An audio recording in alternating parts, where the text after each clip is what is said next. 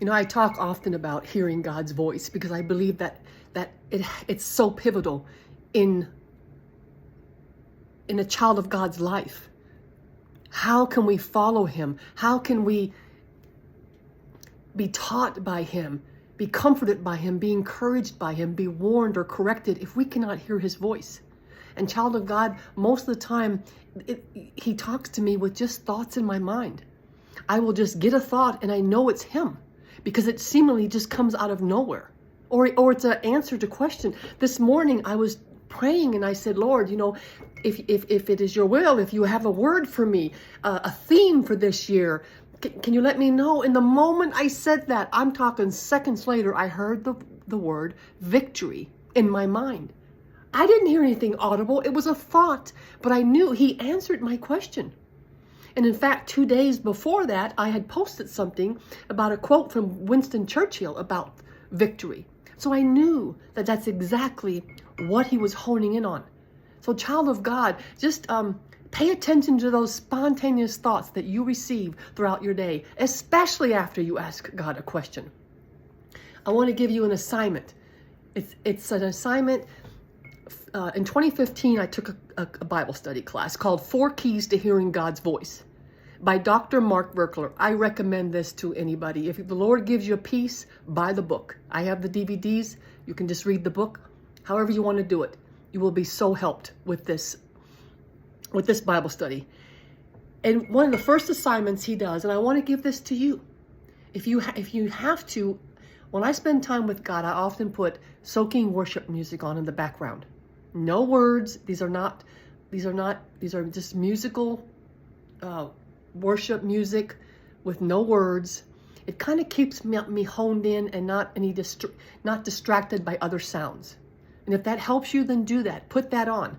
And then I want you to sit down, quiet place. Make sure it's quiet and you're alone with God. Take a piece of paper and start writing a few sentences. Start writing a little love letter to God. Tell him why you love him. Tell him something, you know, just tell him how much you love him. Praise him, thank him. Just a little, maybe just a few sentences, a half a paragraph. And then quiet yourself. And ask God this question. God, do you love me? And with pen in hand, I want you to write down what you're hearing in your mind. I want you to write down the thoughts that you receive.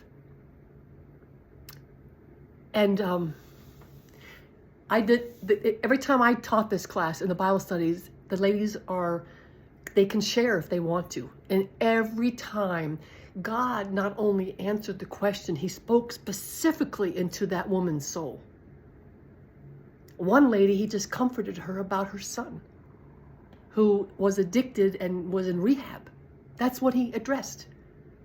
So if this is on your heart and you want to learn more about how easy it is to hear from him, you hear from him all the time, whether you think or you do or not.